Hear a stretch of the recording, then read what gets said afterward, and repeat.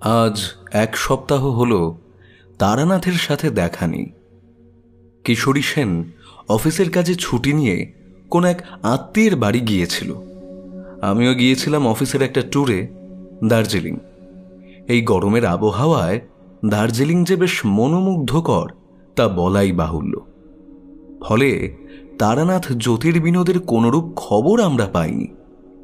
একদিন আগে কিশোরী ফিরেছে, আজ আমি ফিরলাম। কিশোরীর সাথে কথা বলে ঠিক হলো কাল তারানাথের বাড়ি যাওয়া হবে। কাল বুদ্ধ পূর্ণিমার ছুটি আছে, তাই একটু বিকেল হলেই বেরিয়ে পড়া যায়। কথা মতো কাজ হলো। ধর্মতলাগামী ট্রাম থেকে নেমে দেখি কিশোরী সেন রাস্তার মোড়ে আগে থেকেই এসে দাঁড়িয়ে আছে। ব্যাপার কি? কিশোরী পকেট থেকে একটা রুমাল বের করে কপালের ঘাম মুছে বলল, এই উড়েদের সাথে কথা বলছিলাম, ওদের তেলে ভাজার দোকান এখনো খোলেনি। তারানাথের আড্ডায় তেলে ভাজা না নিয়ে গেলে কি হয়? কথাটা কিশোরী খারাপ বলেনি, তবে এত গরমে এখানে দাঁড়িয়ে থাকার কোনো মানে হয় না। অগত্যা দুজনে মঠ লেনের রাস্তা ধরে হাঁটা দিলাম। তারানাথের বাড়ির সামনে দরজায় এসে কিশোরীকে বললাম, এই পাসিং শোয়ের। কিশোরী মৃদু হেসে ঘাড় নাড়ল। দরজায় টোকা দেওয়ার বেশ কিছুক্ষণ পর তারানাথ নিজেই দেখে এসে দরজা খুলে দাঁড়ালো। আমাদের দেখে বেশ উৎফুল্ল হয়ে বলল, আরে এসো এসো মানিক জোর, 1 সপ্তাহ ধরে কি সব ডুমুরের ফুল হয়েছিলে নাকি? তারানাথের তক্তপোষের ওপর আবার বসলাম। এই 1 সপ্তাহের অনুপস্থিতিটা যেন 1 বছর মনে হচ্ছিল। তারানাথের গল্পের একটা টান তো আছে, এটা স্বীকার করতেই হয়। বুঝলেন ঠাকুরমশাই, বাইরে এত বাজে রকমের গরম পড়েছে যে কি বলবো। 2 দিন আত্মীয়ের বাড়ি গেছিলাম, তা মশাই সেখানে গিয়েও পান্তা ভাত খেয়ে থাকতে হয়েছে, বুঝলেন। তারানাথ সে কথার কোনো সরাসরি জবাব না দিয়ে বলল, হ্যাঁ, এবার ঝড় হবে। পশ্চিম বাতাস দক্ষিণ পূর্ব মোড় নিয়েছে। আমি আর কিশোরী পরস্পরের মুখ চাওয়াচাওয়ি করলাম। না, ভদ্রলোক মাঝে মাঝে এরকম অদ্ভুত কথা বলে যেটা মিলেও যায়। গরমকালে যে কোনো দিন বিকেলে ঝড় হবে মোটামুটি আন্দাজ করে বললেও বাতাস ঘোরার ব্যাপারটা সত্যিই অবাক করার মতো কথা।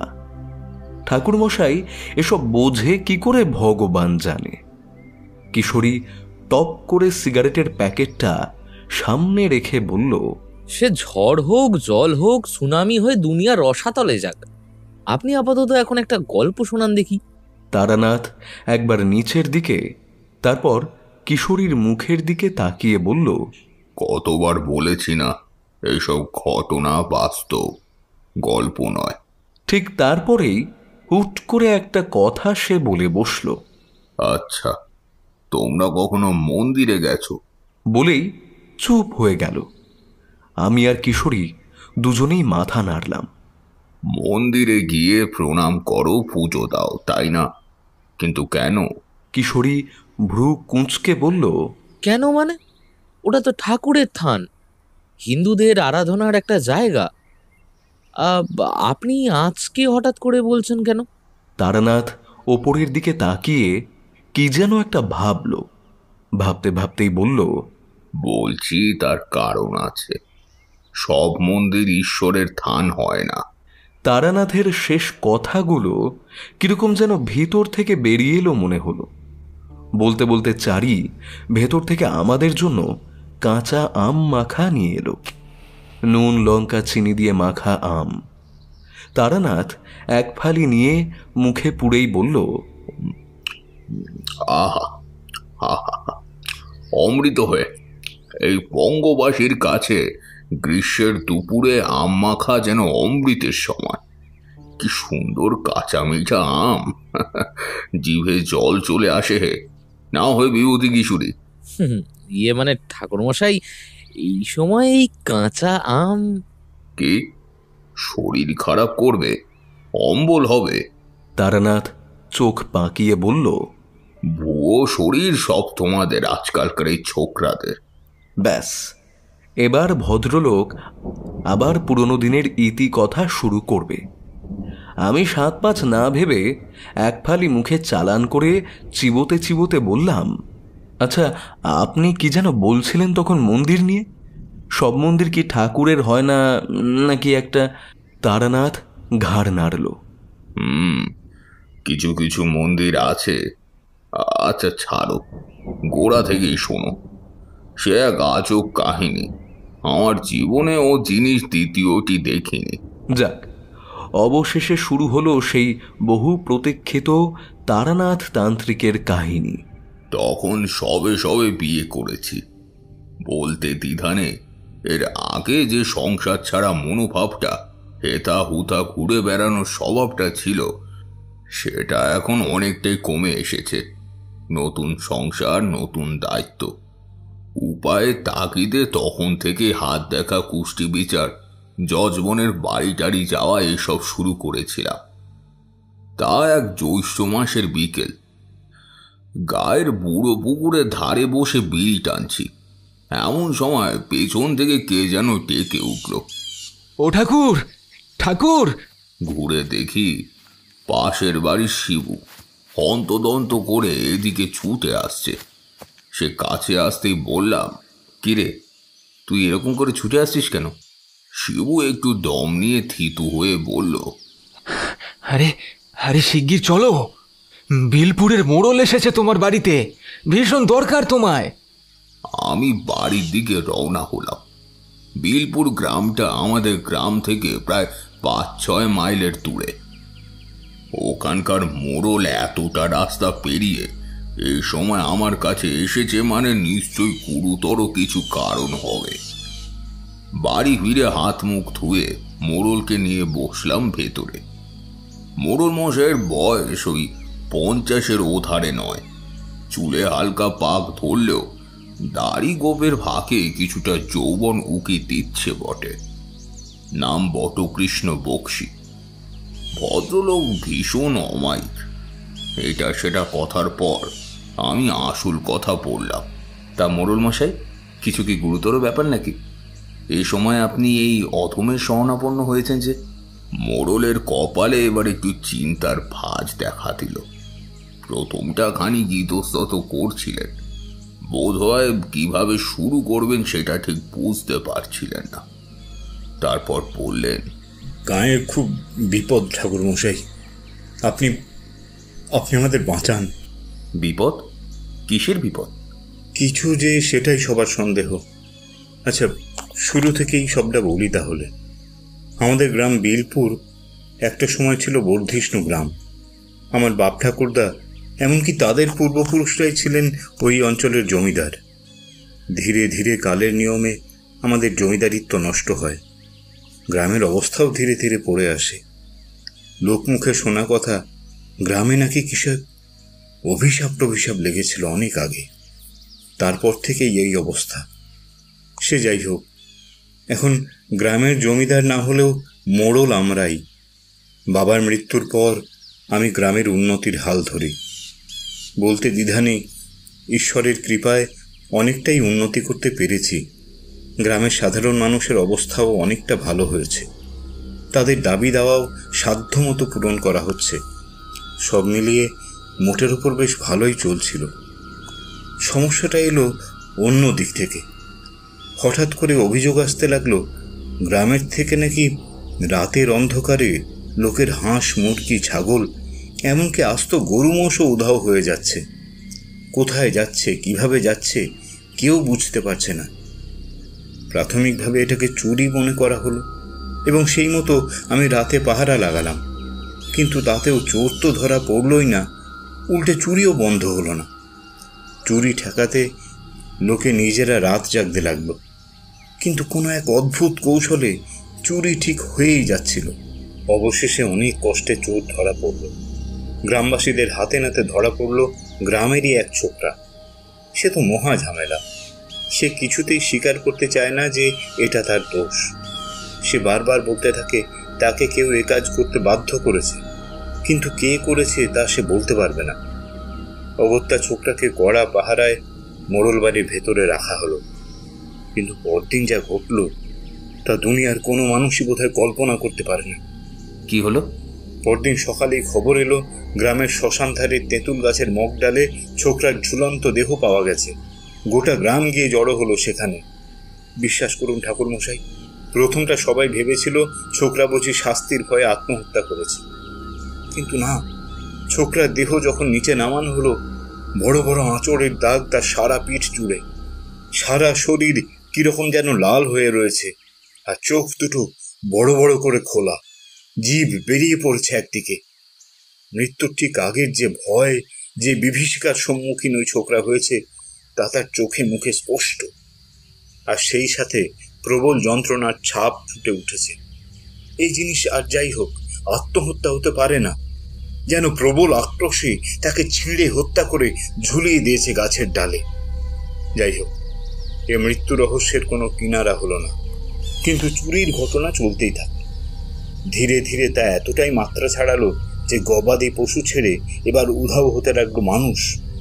শুধু উধাও নয়, দিনের আলোয় মিনতে লাগলো তাদের ক্ষতবিক্ষত লাশ। প্রত্যেকটা লাশের শরীরে অমানবিক হিংস্রতা, বিভৎসতার ছাপ স্পষ্ট। গ্রামের প্রধান পুরোহিত বিধান দিলেন, এ কোনো মানুষের কাজ নয়, অশরীরীর কাজ। রাত বেরেতে তো দূরের কথা, দিনের আলোতেও লোকজনের বাইরে বেরোনো রীতিমতো বন্ধ হওয়ার জোগাড়। বেশ কয়েকটা পুজো আচ্চাও করা হলো, তাতেও ফল বিশেষ হলো না। কে এসব ঘটাচ্ছে, কেন ঘটাচ্ছে, তার কোনো উত্তর পাওয়া গেল না। এই অবস্থায় নিতান্ত নিরুপায় হয়েই আপনার কাছে ছুটে এসেছি ঠাকুরমশাই। এখন আপনি এই এতগুলো লোকের ভরসা। মোড়ল মশাই চুপ করলেন। ঘটনাটা বড়ই অদ্ভুত। এই কাজ এনারা কোনো অশরীরই বলেছেন বটে, তবে মানুষের পক্ষেও এই কাজ করা অসম্ভব কিছু না। একটাই প্রশ্ন করে বসলাম। আচ্ছা, একটা কথা বলুন তো, যে কজন মারা গেছেন তারা প্রত্যেকেই কি ওই ছোকরার মতো চুরির কাজে যুক্ত ছিলেন? মোড়ল মশাই একটু ভেবে পড়লেন। হ্যাঁ, ঠিক তাই। আর তাছাড়া আরও একটা ব্যাপার, যারা মারা গেছে প্রত্যেকেরই বয়স 25-এর ভেতর, অর্থাৎ অবিবাহিত। অবিবাহিত? এ তো ভারী আশ্চর্যের ব্যাপার। ঠিক আছে, আমাকে ওখানে গিয়ে দেখতে হবে কি হয়েছে। তা আপনি তবে এখানে এসেছেন কিভাবে? আমার নিজের একখানা ঘোড়ার গাড়ি আছে, তাছাড়া 2 লেঠেলকেও সঙ্গে করে নিয়ে এসেছি, কুম্ভ সেন আর শাম্ব সেন। ওরা আমার খুবই বিশ্বস্ত লোক, নিজের জীবন দিয়ে দেবে, তবু আমার গায়ে এতটুকু আঁচড় লাগতে দেবে না। বেশ, তবে আমি পরশু আপনার ওখানে যাব, গিয়ে দেখছি কি অবস্থা, জল কতদূর গড়িয়েছে।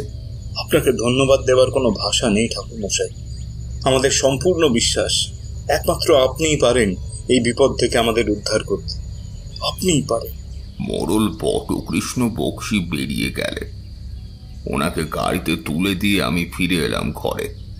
একসাথে এতগুলো অবিবাহিত পুরুষের মৃত্যু, তার মানে আবার চুরি রহস্য।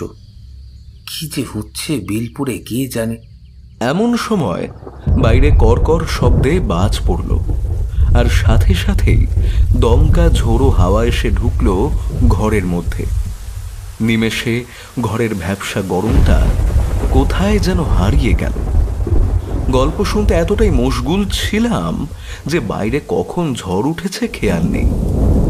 জানালার পাল্লায় বাতাস ধাক্কা লেগে দমাদম শব্দ হতে লাগলো।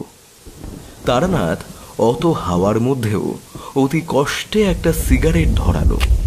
তারপর বেশ লম্বা ধোঁয়া ছেড়ে বলতে শুরু করলো। 2 দিন পরের কথা। বিলপুরে যখন পৌঁছালাম তখন দুপুর প্রায় শেষের দিকে। এরকম জ্যৈষ্ঠের ভরা গরম। সত্যি মোড়ল মশাই বলেছিলেন বটে, দিনের আলোতেও গ্রাম যেন শ্মশানপুরী, একটা জনপ্রাণীও নেই। মোড়লের বাড়ি গ্রামের একদম মাঝামাঝি। এদিক ওদিক দেখতে দেখতে হাঁটছি, হঠাৎ একটা একচালা ঘরের সামনাসামনি আসতেই থমকে গেলাম। কেন দাঁড়ালাম নিজেও জানি না। ঘরটার দিকে একবার তাকালাম, ভেতরে লোকজন আছে বলেই তো মনে হচ্ছে, তবুও আরো কিছু যেন একটা বাড়িতে আছে যেটা আর কোথাও নেই। সে জিনিস যাই হোক না কেন, সে যে শুভ নয় সে ব্যাপারে আমি নিশ্চিত। কিন্তু কেন? এই বাড়ির মানুষদের জীবনে কি বিপদ আসতে চলেছে? বাড়িটার পাশে একটা বিরাট আম গাছ। গরমের দিন ও গাছের শোভা যে কি হয় তার বলে দিতে হয় না। কিন্তু আশ্চর্য, এই গাছটা দেখে মনে হচ্ছে যেন কতকাল এই গাছে ফুলের মুখও পর্যন্ত দেখেনি।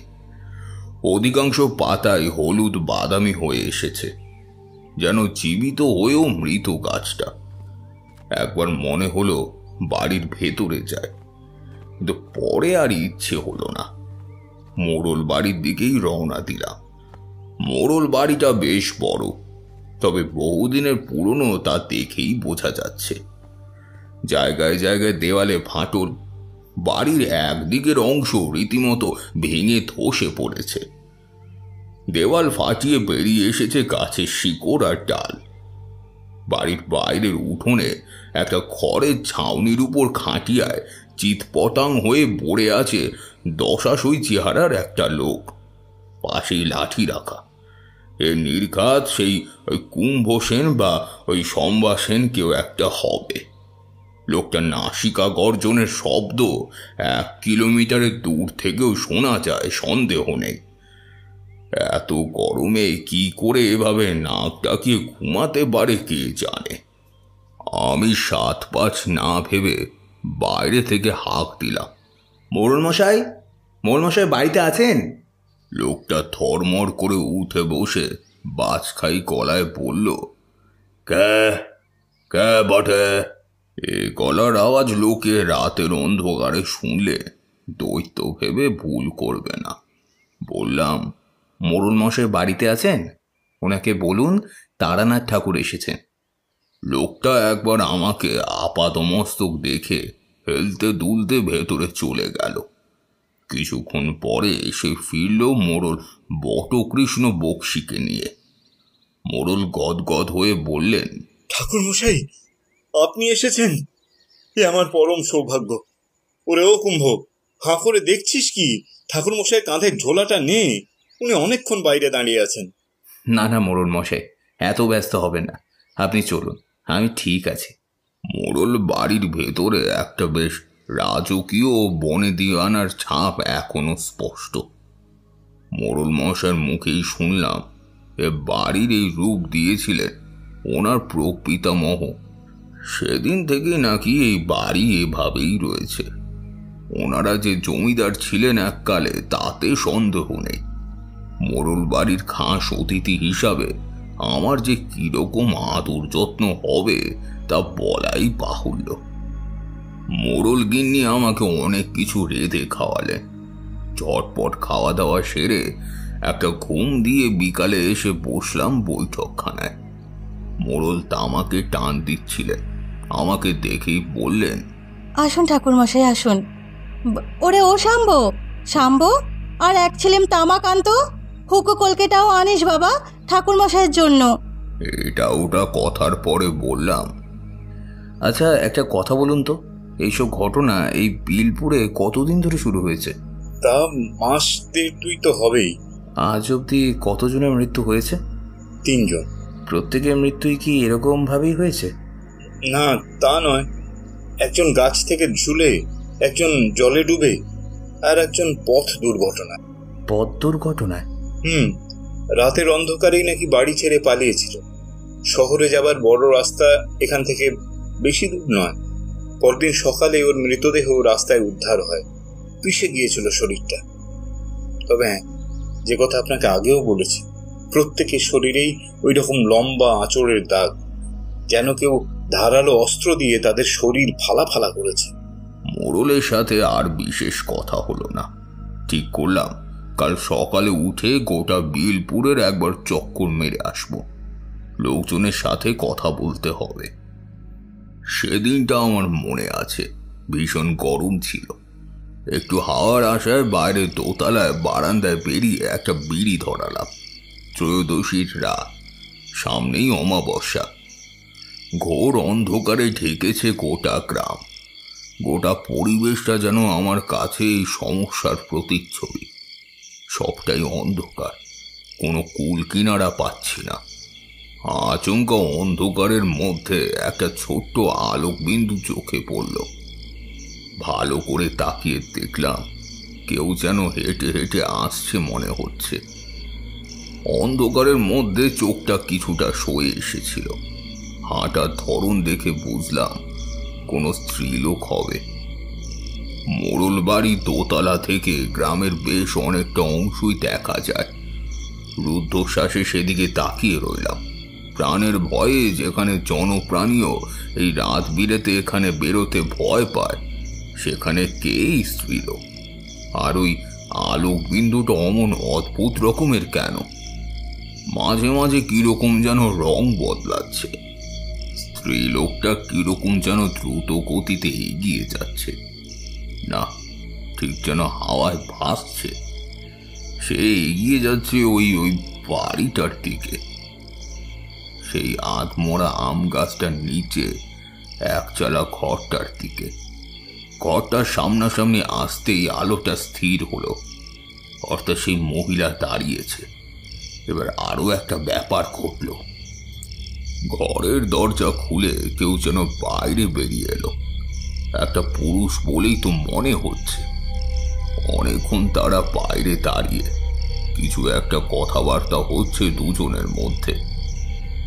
ভেতরে ভেতরে একটা উত্তেজনা ছুটে বেড়াচ্ছে আমার শরীর জুড়ে।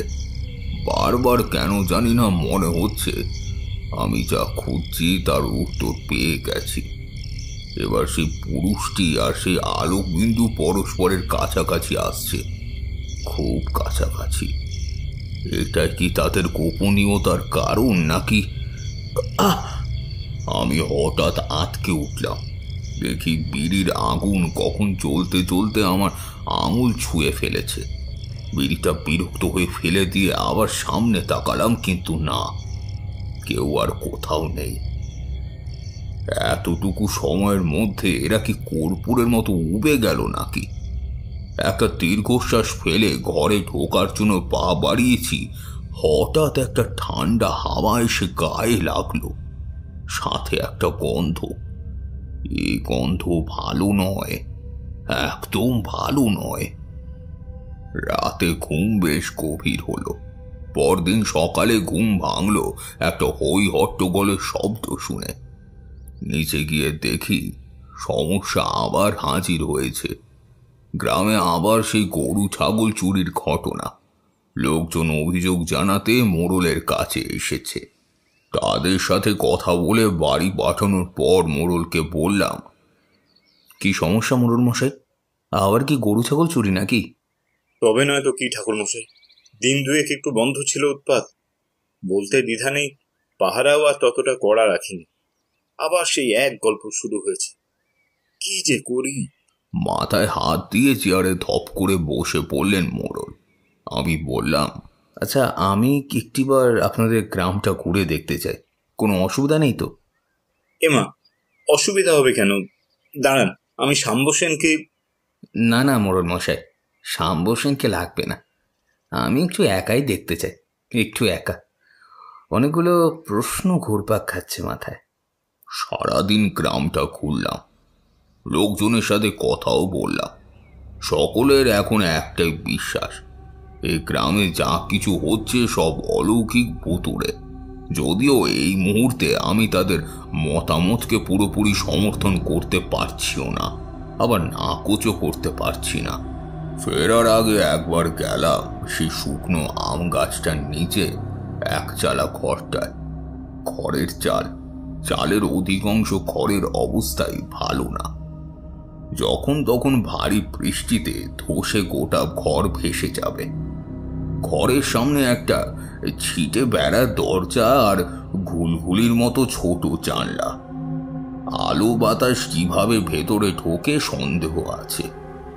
বাইরে থেকে হাঁক দিলাম, ভেতরে কেউ আছেন? কোনো সাড়া নেই। আবার হাঁক দিলাম।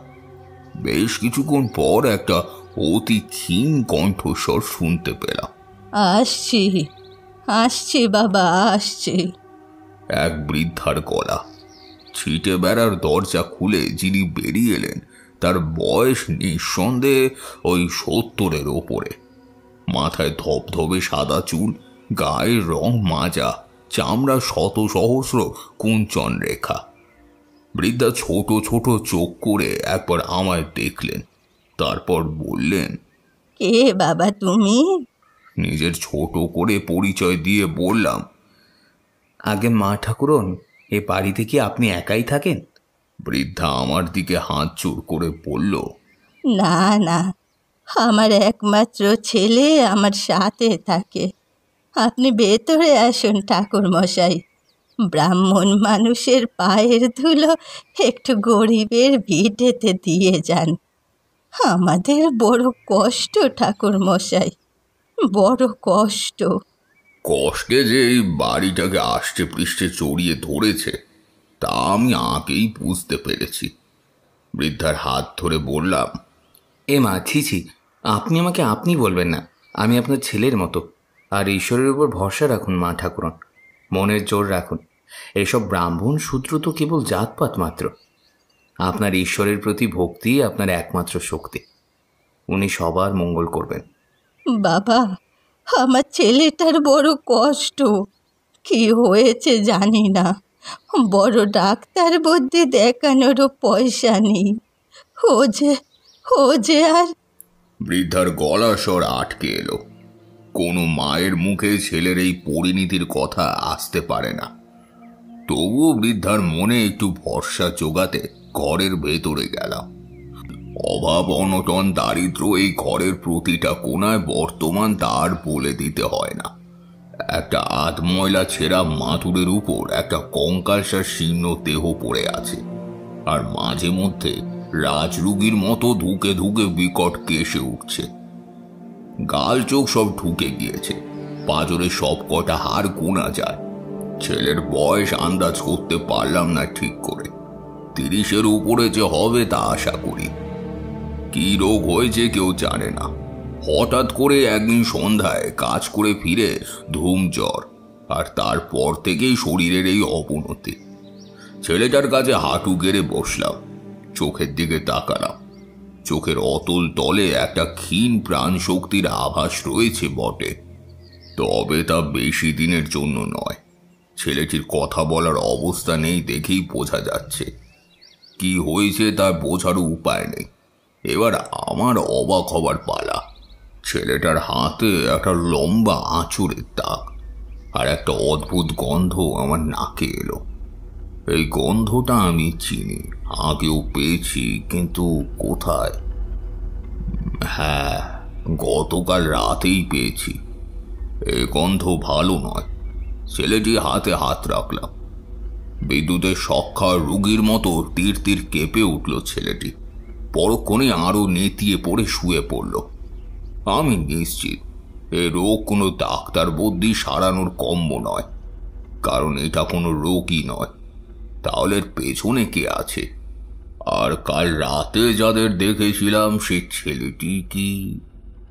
সেদিন সন্ধ্যায় চা নিয়ে দোতলার বারান্দায় দাঁড়িয়ে আছি, এমন সময় একটা হই হট্টগোলের শব্দ কানে এলো। সাথে সাথে দেখলাম মোড়ল বাড়ি থেকে কয়েকজন হাতে হ্যারিকেন নিয়ে ছুটে বেড়াচ্ছে। দলের সামনে রয়েছে কুম্ভ সেন বুঝতে পারলাম। কি ব্যাপার দেখার জন্য আমিও ছুটে নিচে নেমে এলাম। দেখি মোড়ল আর শাম্ব সেনও বেরোনোর জন্য তোড়জোড় করছে। কি ব্যাপার মোড়ল মশাই, কিছু হলো নাকি? চোর নাকি ধরা পড়েছে ঠাকুর মশাই। আমার বাকি লেঠেলদের পাঠিয়েছি, দেখি কে সেই ব্যাটা। ওদের সাথে আমিও দৌড় লাগালাম। আম গাছের নিচে সেই বাড়িটার কাছাকাছি আসতেই হঠাৎ একটা ব্যাপার দেখে চমকে গেলাম। একটা কালো ছায়া মূর্তি তীরের বেগে রাস্তার উল্টো দিক থেকে এসে ঢুকে গেল একচালা ঘরটার জানলার ভেতর দিয়ে। কি ওটা? বিড়াল তো নয় যে ওভাবে দু পায়ে হেঁটে আসবে। তাহলে মানুষ।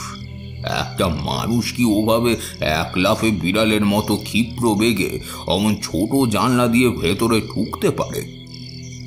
দৃশ্যটা যতটা সহজ আমি বর্ণনা করছি, রাতের অন্ধকারে জিনিসটা ছিল ততটাই ভীতিপ্রদ। যেখানে হই হট্টগোল হচ্ছিল সেখানে পৌঁছাতেই দেখা গেল গায়ের অর্ধেক লোক হ্যারিকেনের হ্যাচাক, লাঠি সোটা, এমনকি দা কাটারি নিয়ে এসে হাজির হয়েছে। মোড়ল মশাইকে দেখেই ভিড়ের মধ্য থেকে একজন এগিয়ে এসে বলল, বাটুদা, ছোড়া একটুর জন্য হাত থেকে বেরিয়ে গেল। ওই কোথায় ঢুকেছিল বেটা? ওই আমাদের বাড়ির পাশের মুরগির খোয়ারে। আমি তো জেগেই ছিলাম। মুরগির ডাক শুনে লাঠি নিয়ে বাইরে আসি, দেখি একটা কালো লিকলিকে ছায়ার মতো কে যেন সুরুত করে বেরিয়ে গেল। আমি সোর সোর করে চিৎকার করলাম বটে, কিন্তু ধরা গেল না।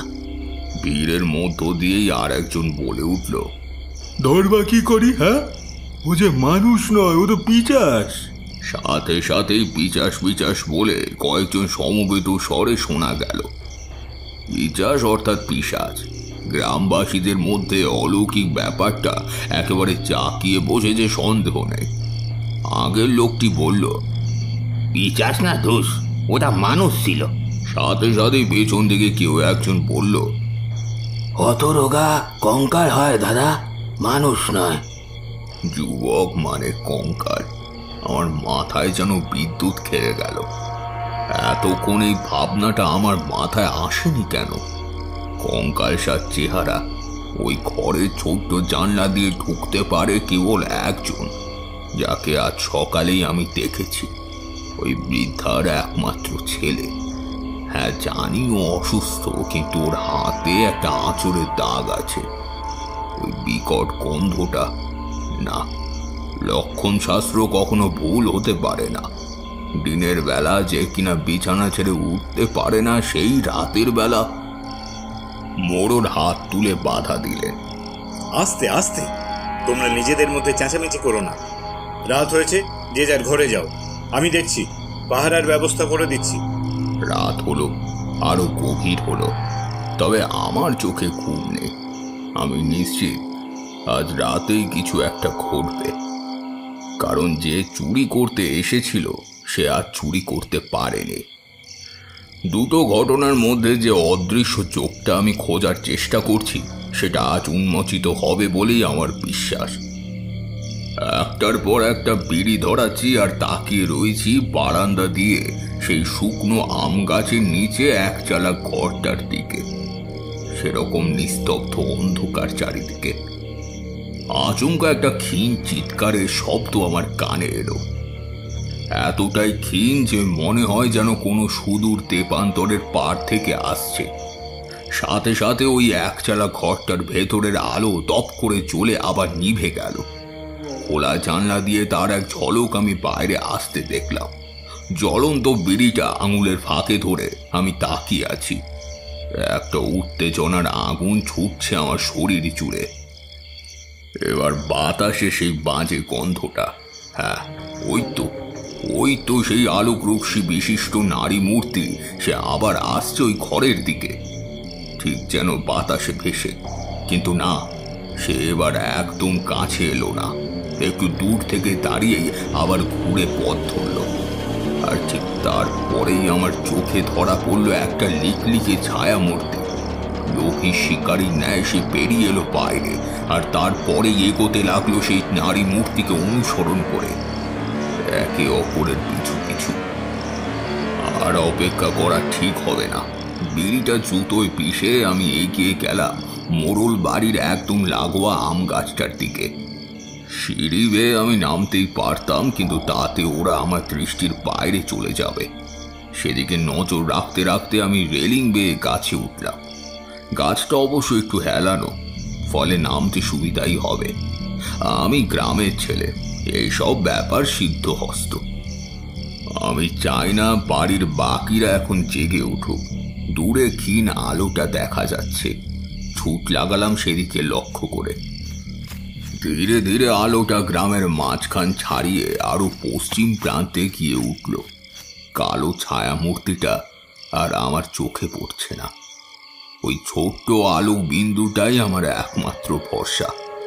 গ্রাম ছাড়িয়ে একটু বেরিয়ে এসেছি, দেখলাম সামনে বিরাট জঙ্গল, এবং কিছু দূর গিয়েই অদৃশ্য হয়ে গেল। আর কিছুই দেখতে পেলাম না। এদিকে পশ্চিম আকাশে ততক্ষণে বিদ্যুতের আরো ঝলক উঠেছে। আরো এগোনো এই মুহূর্তে নিরাপদ নয়। বোধ পুরোপুরি রাস্তা না চিনে গিয়ে কোনো লাভ নেই। ঘরে ফিরে এলাম। সেদিন রাতটা বিকট সব স্বপ্ন দেখছিলাম, বেশ মনে আছে। কারা যেন আমাকে ঘিরে ঘরের বাইরে ঘুরে বেড়াচ্ছে, কারা যেন আমার ঘরে বাইরে অপেক্ষা করছে ওত পেতে। আমি দরজা খুললেই ঝাঁপিয়ে পড়বে। তবে মনে আছে সেদিন রাতে বৃষ্টি হয়েছিল খুব। পরদিন সকালে উঠে প্রাতরা সেরেই ছুটলাম সেই বনের দিকে যেখানে গতকাল গিয়েছিলাম।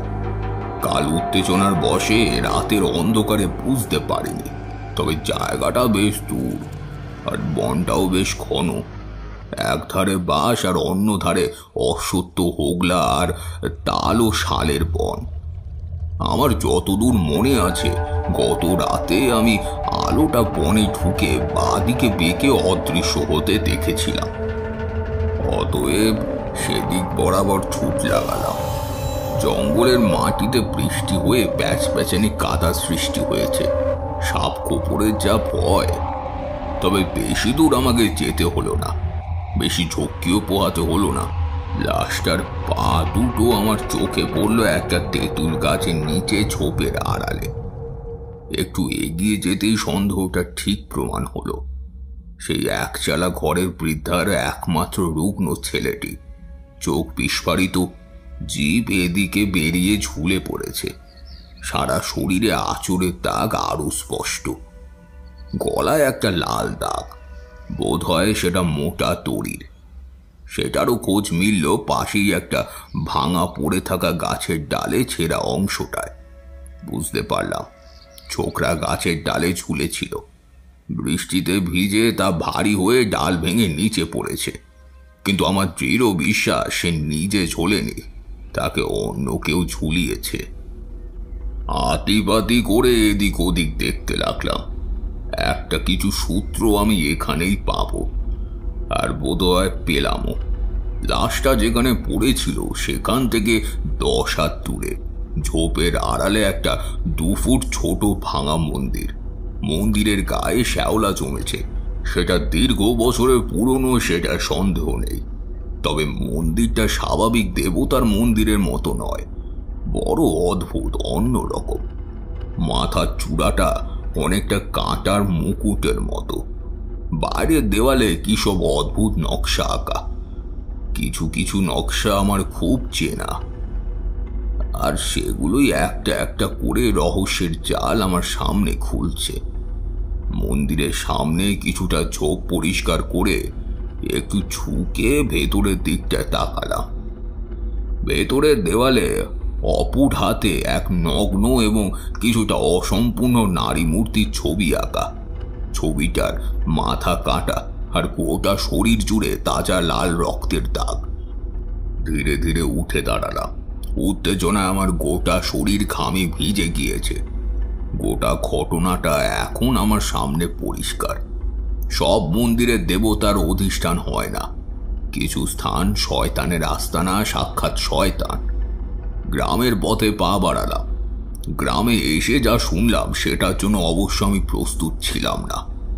শুকনো আম গাছটা আগের দিন ঝড়ে রীতিমতো উড়ে গিয়েছে, আর বৃষ্টির জলে ধসে আসা একচালা বাড়িটা সামনের উঠোনে শুইয়ে রাখা হয়েছে সেই বৃদ্ধার মরদেহটা। বুকটা কিরকম কেঁপে উঠল আমার। মানুষটা শেষ মুহূর্তেও আমার কাছে নিজের ছেলের প্রাণ ভিক্ষা চেয়েছিল। আমি পারিনি। নিজের অক্ষমতা, নিজের নির্বুদ্ধির জন্য একটা নিষ্পাপ মানুষকে প্রাণ দিতে হলো। আমি বুঝতে পারছি আগের দিন রাতে একটা ক্ষীণ চিৎকার আসলে কিসের ছিল। নিজের ছেলের হাতেই। সন্ধ্যায় মোড়ল গিন্নি নিজের বছর 10 ছেলে মোহনকে নিয়ে পড়তে বসেছিলেন। মোড়লের ছেলের প্রসঙ্গ এখানে কেন আনলাম তা অবশ্য একটা মুখ্য ভূমিকা আছে, যদিও সেটা ক্রমশ প্রকাশ্য। যাই হোক, আমি মোড়লকে আলাদাভাবে ডেকে বললাম, একটু আসুন তো, কথা আছে। ইশারা বুঝতে পেরে মোড়ল আমার সাথে দোতলার ঘরে এলেন। চেয়ারে বসে বললেন, বলুন ঠাকুরমশাই, আমি নিশ্চিত আপনি কিছু একটা ধরতে পেরেছেন। আমি মাথা নাড়লাম। ঠিকই ধরেছেন, আসল কারণ আমি জানতে পেরেছি। আর এটাও জেনেছি আসল দোষী কে। কে? আমাকে শুধু নামটা বলুন, তার 14 গোষ্ঠী যদি না উদ্ধার করে। আপনি তার কিছুই করতে পারবেন না মোড়ল মশাই, কারণ দোষী আদতে কোনো রক্ত মাংসের মানুষ নয়। তার মানে? ব্রহ্ম ডাকিনী। ব্রহ্ম ডাকিনী? আগে হ্যাঁ, ব্রহ্ম ডাকিনী তন্ত্রের এক অত্যন্ত গূঢ় নিম্ন শক্তি।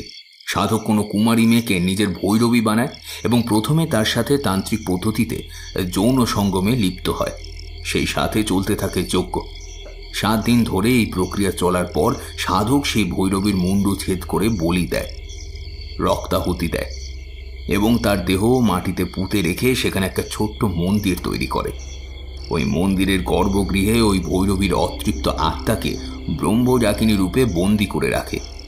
ব্রহ্মডাকিনীর ক্ষমতা এতটাই অবিবাহিত পুরুষকে ভুলিয়ে নিজের ফাঁদে ফেলা এবং তারপর তাদেরকে হত্যা করা, যেটা হয়েছে আপনাদের গ্রামের এই নিরীহ মানুষগুলোর সাথে। প্রত্যেকের শরীরে ওইরকম আঁচড়ের দাগ, আর প্রত্যেকটা খুন এমনভাবেই হয়েছে যাতে দেখে মনে হয় ওগুলো আত্মহত্যা, খুন নয়। মোড়ল মশাই সব শুনে চোখ বড় বড় করে পড়লেন। আপনি কি করে বুঝতে পারলেন ঠাকুর মশাই? গত 2 দিনের কথা আগাগোড়া সবটা খুলে বললাম তাকে। সব শুনে তার মাথায় হাত পড়ল।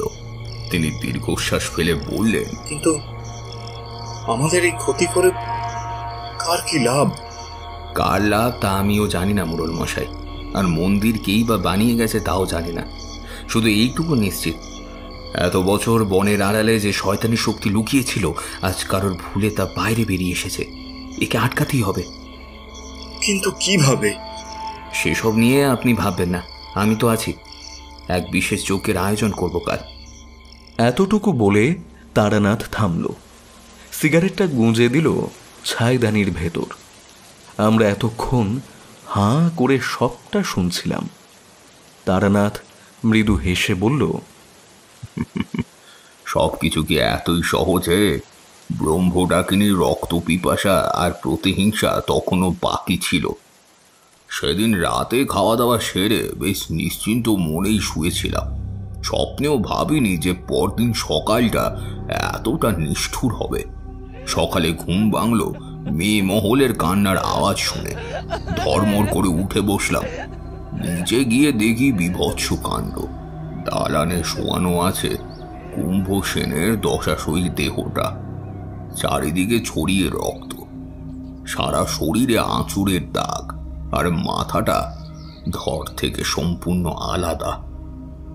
এ কাজ যে কার হতে পারে তার বলে দিতে হয় না, কিন্তু কুম্ভসেন ওই মন্দিরের খোঁজ পেল কি করে? আমার ধারণা একটু ভুল ছিল, যেটা কিছুক্ষণ পরেই ভেঙে গেল। কুম্ভসেন মন্দিরে যায়নি। ব্রহ্মডাকিনীর রোষ এসে পড়েছে এই মোড়ল বাড়ির উপর। কুম্ভসেনকে মেরে সে ঢুকেছে এই বাড়ির অন্দরে, আর এখন তার শিকার মোড়লের একমাত্র ছেলে মোহন। মোহনের অবস্থা তখন রীতিমতো শোচনীয়। ক্ষণে ক্ষণে রক্তবমি করছে সে, মাঝে মাঝে বকছে উন্মাদের মতো। ডাকিনী সব দিক থেকে আষ্টে পৃষ্ঠে জড়িয়ে ফেলেছে মোহনকে। এই অবস্থায় কি করণীয় বুঝে উঠতে পারলাম না। সব কিছুর জন্য কেন জানি না নিজেকে দায়ী মনে হলো। মোড়ল গিন্নি কাঁদতে কাঁদতে ছেলেকে সামলাচ্ছেন। মোড়লের চোখেও জল। তিনি আমার সামনে হাত জোর করে বললেন, আপনি আমাদের বাঁচান ঠাকুর মশাই, আমাদের বাঁচান। বাঁচানোর রাস্তা একটি আমার জানা ছিল, জানি না তা যথেষ্ট হবে কিনা। মনে মনে আমার ইষ্ট দেবতাকে স্মরণ করলাম। মোহন তখন আরো কাহিল হয়ে পড়েছে।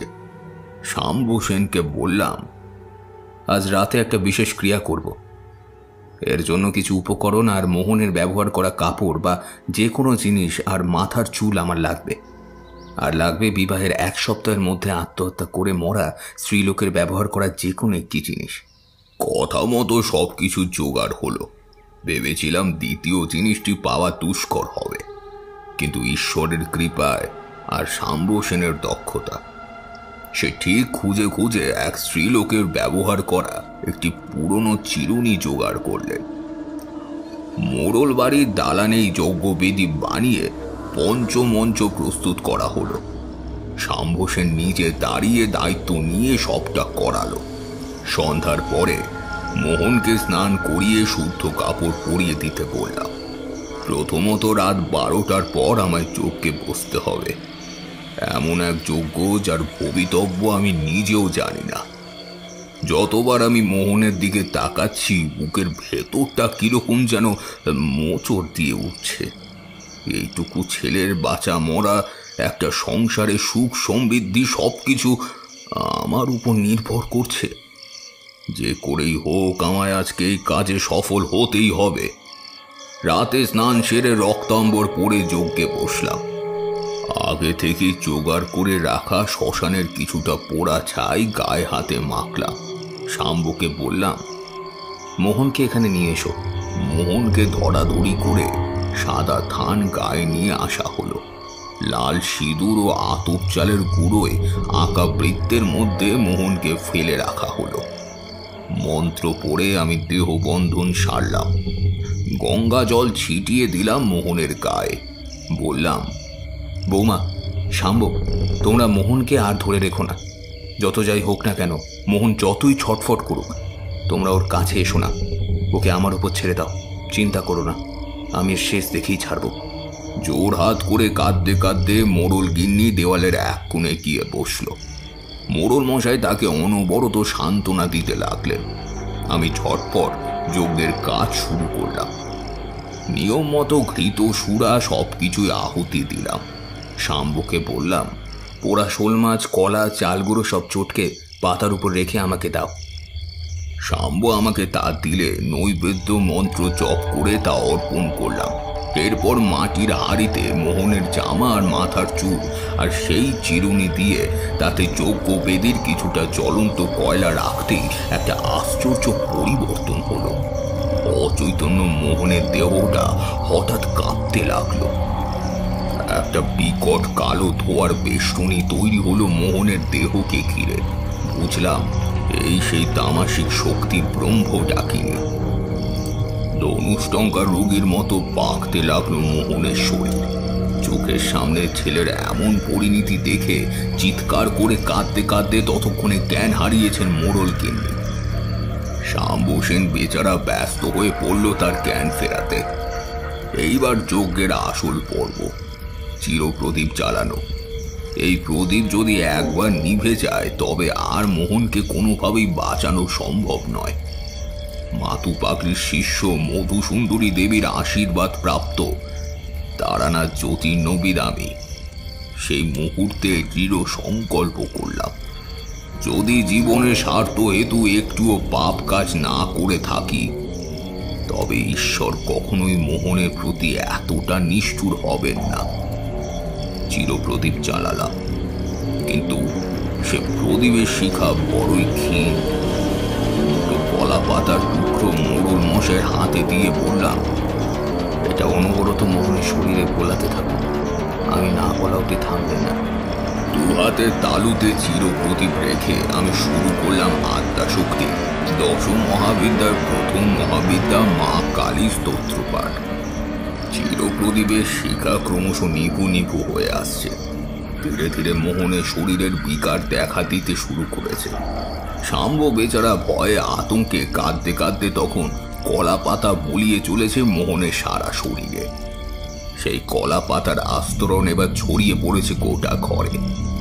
আমার চোখে মুখে ভীষণ জ্বালা করতে শুরু করেছে, তবু আমি মন্ত্রপাঠ থামালাম না। ধীরে ধীরে আমার চোখের সামনে দৃশ্যমানতা একেবারে শূন্য হলো। চারিদিকে একটা দুর্বেদ্য অন্ধকারের মধ্যে পড়লাম আমি। কোথায় মোহন, কোথায় মোড়ল মশাইয়ের পরিবার? মহাশূন্যে মহাবিস্তারে আমি একা ভেসে রয়েছি। তবু আমার কর্তব্য থেকে এক মুহূর্ত সরলাম না। ধীরে ধীরে আমার সমস্ত শরীর অবশ হয়ে আসছে। নিজের মুখের ভাষা নিজের কানে বিকৃত শোনাচ্ছে। পক্ষাঘাতগ্রস্ত রোগীর মতো হেলে পড়েছে আমার শরীর। আমি যে এক তুচ্ছ ব্রাহ্মণ সাধক মোকাবিলা করছি ভয়ঙ্কর ডাকিনী শক্তির। তবু আমি হার মানব না। জীবনের শেষ রক্তবিন্দু দিয়ে হলেও চেষ্টা করে যাব। হঠাৎ একটা দুর্ভেদ্য অন্ধকারের মধ্যে একটা আলোর রেখা দেখা দিল। ধীরে সেই আলোর দুটি ছড়িয়ে পড়ল, আর আমি দেখতে পেলাম জীবন ধন্য করা সেই মহেন্দ্রক্ষণ। এ কি ভয়ঙ্করী করাল বদনা, লাল জিহ্বা, রুধির মগনা রূপ, বিবাসনা বিকট দর্শনা, ত্রিনয়না, চন্দ্রখণ্ডে শোভা ভালে, গলায় নরমুণ্ডের মালা, কোমরে কর্তিত হাতের মালা, চতুর্ভুজ সজ্জিত বর, অভয় মুদ্রা, মৃমুণ্ড ও মহাশক্তির ধর খড়গের শোভায়, নিজে স্বয়ং আদ্যা শক্তি, দশ মহাবিদ্যার প্রথম মহাবিদ্যা মা কালী। দেবীর চিন্ময়ী রূপের ছটায় সমস্ত শারীরিক মানসিক জ্বালা যন্ত্রণা অনুভূতি ধুয়ে মুছে একাকার হয়ে যায়। এ দর্শনের জন্যই তো জীবন ধারণ ধন্য এ জীবন। দেবীর অমুক কণ্ঠবাণী হৃদয়ের সবটুকু ছুঁয়ে গেল। তারানাথ, তারানাথ, কেন ডেকেছ আমায়? কি চাও তুমি আমার কাছে? করজোরে কাঁদতে কাঁদতে বললাম সব কথা। দেবী, দেবী রক্ষা করুন দেবী, এই নিষ্পাপ শিশুটিকে এভাবে কেড়ে নিও না মা, এভাবে কেড়ে নিও না। দেবী ভুবন মোহিনী হাসি হেসে এক নৈসর্গিক মমতায় ভরিয়ে তুলল চারিদিক।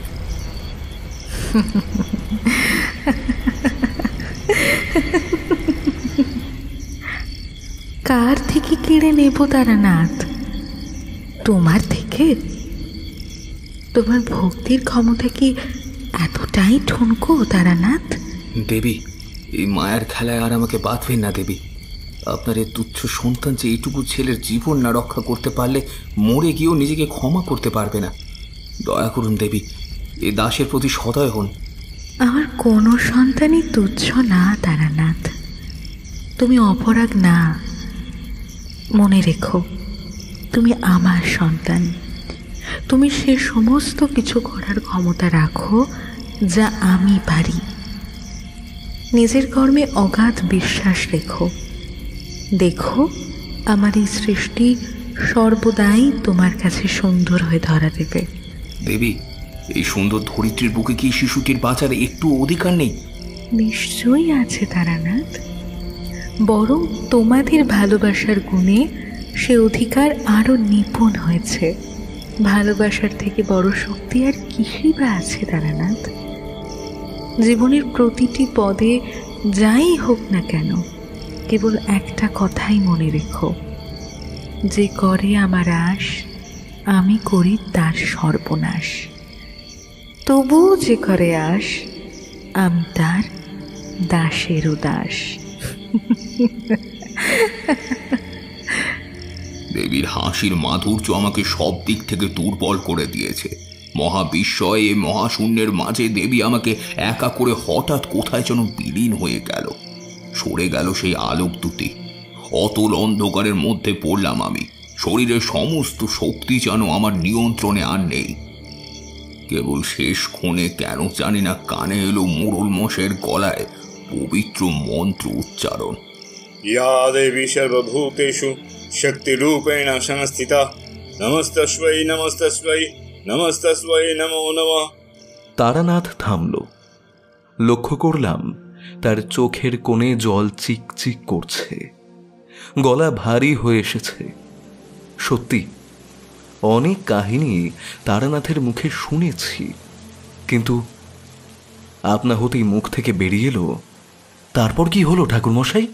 তারানাথ ধুতির কোঁচড়ে চোখ মুছে বলল, জ্ঞান যখন হলো দেখি আমি বিছানায় শুয়ে। আমার উপর ঝুঁকে রয়েছে তিনটে চিন্তিত মুখ। মোড়ল বটকৃষ্ণ বক্সী, মোড়ল গিন্নি আর শাম্ব সেন। এই তো ঠাকুরমশাইয়ের জ্ঞান এসেছে। আমি ধর্মর করে উঠে বসলাম। আমার হাতে ধরা একটা ছোট্ট ছেলের হাত। ঘুরে তাকিয়ে দেখি মোড়লের বছর দশকের ছেলে মোহন হাসি মুখে দাঁড়িয়ে রয়েছে আমার দিকে তাকিয়ে। মোহন পুরোপুরি সুস্থ। তার হাতে ধরা সেই চিরপ্রদীপ তখনও সেভাবেই জ্বলছে। অক্ষয় হোক তার জীবন, রক্ষা পাক এই বিলপুর গ্রাম, শান্তি পাক কুম্ভ সেনদের বিদেহী আত্মারা। ঠাকুরমশাই, ঠাকুরমশাই, আপনার সাধনা সফল হয়েছে ঠাকুরমশাই। মোহন আবার সুস্থ হয়ে উঠেছে। আপনি মানুষ না ঠাকুর মশাই, আপনি দেবতা। তারানাথ থামল। বাইরে বৃষ্টি তখনও ঝিরঝির করে পড়ছে। আর একটা সিগারেট ধরালো সে। বললাম, তারপর ওই ডাকিনীর কি হলো? মা আত্মা শক্তির কাছে এসব হাঁকিনি ডাকিনি সাধ্য কি যে ক্ষতি করবে। মোহনও সুস্থ হয়ে উঠল, আর বিলপুর গ্রামটাও ডাকিনীর কবল থেকে মুক্ত হয়ে উঠল। পরদিন গিয়েই ওই মন্দির ভেঙে ফেলা হয় এবং মন্দিরের নিচের মাটি খুঁড়ে হাড়গোড় মাথার খুলির অবশিষ্ট পাওয়া যায়। সেটা যে ওই হতভাগিনী ভৈরবী তার বলে দিতে হয় না। সেসব অন্ত্যেষ্টি ক্রিয়া সেরে ভৈরবীর শান্তি কামনা করলাম। শেষ হলো ব্রহ্ম ডাকিনীর অভিশাপ। তারানাথ ধোঁয়া ছেড়ে মৃদু হেসে বলল, না হে, তার জানা হয়নি। সে কবেকার পুরনো ঘটনা। সাধক হয়তো আর এই ধরাধামেই নেই। ক্ষমতার লোভে তো মানুষ কত কিছুই করেছে চিরকাল। এটাও হয়তো তার মধ্যেই একটা। আর ওই ব্রহ্ম ডাকিনীর ইতিহাস সে না হয় অজানাই রইল। সবকিছু জেনে ফেললে এই